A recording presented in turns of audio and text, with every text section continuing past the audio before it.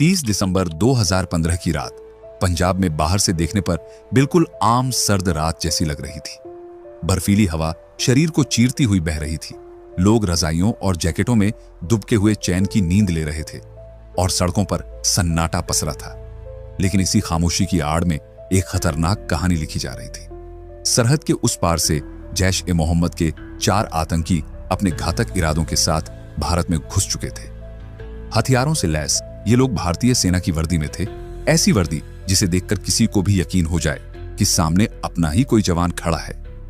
उनके दिमाग में एक ही मकसद घूम रहा था, पठानकोट एयरबेस। इंडो-पाक बॉर्डर से करीब 30 किलोमीटर अंदर मौजूद यह एयरबेस भारत के लिए रणनीतिक रूप से बेहद अहम रहा है, जिसने 1965 और 1971 की जंग में भी निर्णायक भूमिका निभाई थी। आतंकियों का प्लान साफ था, आत्मघाती हमला करना और वहां खड़े वायुसेना के फाइटर जेट्स को तबाह कर देना। सीमा पार करने के बाद ये आतंकी एक चोरी की कार में सवार थे, लेकिन जैसे ही सुबह हुई, सूरज की रोशनी उनके लिए खतरा बन गई। दिन निकलते ही उन्होंने खुद को जंगलों और झाड़ियों में छिपा लिया। घंटों तक वे सांस रोके पड़े रहे, सिर्फ अंधेरे का इंतजार करते हुए। 31 दिसंबर की शाम ढलते ही वे फिर हरकत में आए। अंधेरा फैलते ही वे जानिया रोड पर निकल आईं और किसी गाड़ी के गुजरने की ताक में खड़े हो गए। रात करीब 9:30 बजे उनकी नजर एक इनोवा पर पड़ी। गाड़ी चला रहे थे एकाग्र सिंह। जैसे ही आतंकियों ने हाथ उठाकर रुकने का इशारा किया, सेना की वर्दी देखकर एकाग्र सिंह के मन में जरा भी शक नहीं हुआ। उन्होंने सोचा अपने ही लोग हैं और गाड़ी रोक दी।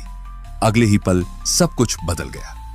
आतंकियों ने उनका फोन छीना और बिना वक्त गंवाए उनका गला काट दिया।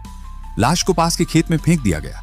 उनमें से एक बोला, जल्दी करो, यहां रुकना ठीक नहीं, और गाड़ी तेज रफ्तार में दौड़ पड़ी। जल्दबाजी ही उनकी गलती बन गई। कुछ ही दूर आगे रावी नदी के पुल के पास एक खतरनाक मोड़ पर इनोवा जवाब दे गई। गाड़ी खराब होते ही आतंकियों के चेहरे सख्त हो गए। मजबूरी में उन्होंने कार वहीं छोड़ दी और पास के गन्ने के खेतों में जाकर छिप गए। अब उन्हें एक और सवारी चाहिए थी।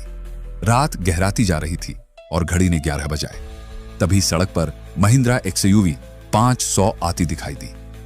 यह गाड़ी पंजाब पुलिस के एसपी सलविंदर सिंह की थी। उनके साथ दोस्त राजेश वर्मा और कुक मदन गोपाल थे।